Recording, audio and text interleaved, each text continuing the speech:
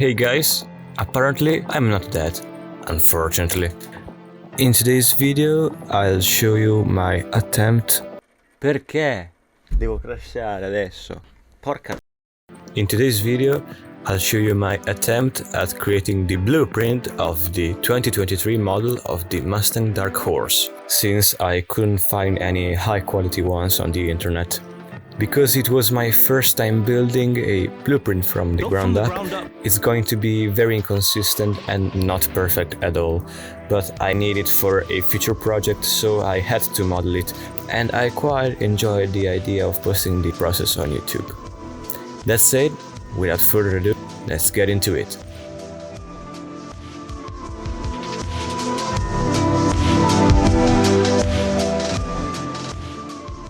Okay, I started by importing orthographic images of the car into Blender as background. Then I set the opacity to around 50 or 35%, and it doesn't matter until you can clearly see the vertex you're extruding on top of the blueprint. And then, as I said, create a plane, merge all the vertex together and start extruding the vertex on the car, following every line you think is important to be considered on the blueprint. To help me achieve a smooth and curvy result, I also added a subdivision modifier so that the lines I extrude will be, as I said, smooth and curvy and not edgy. Remember that every single vertex you're going to create and extrude is going to be visible on the final blueprint, while everything you miss is not going to be seen in the final blueprint. So keep that in mind and continue extruding the vertices on each view of the car: side, front, rear and top.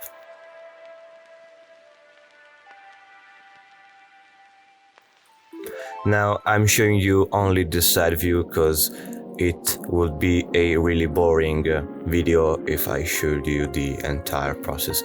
But for the top view is the same process, while for the front and the rear view you'll just need to enable a mirror modifier so that you can extrude vertex only on one side of the car.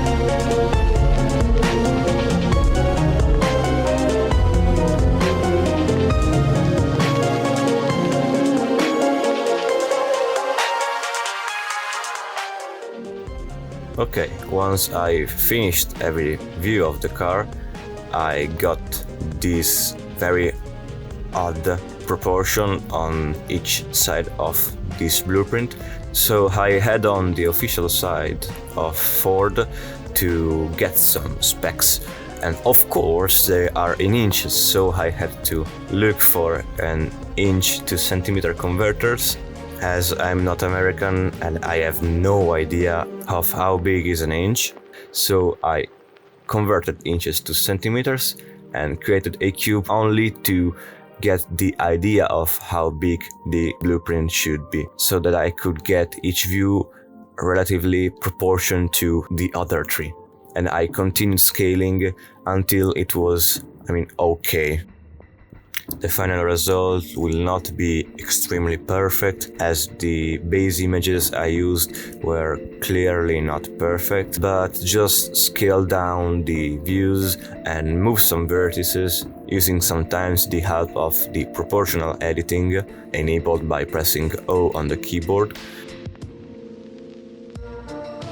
Another method that I'm going to use is to add a plane to set a certain height of a certain object, like the top of the mirrors or the top of the roof, and make sure that in each view that height is reached by that certain object.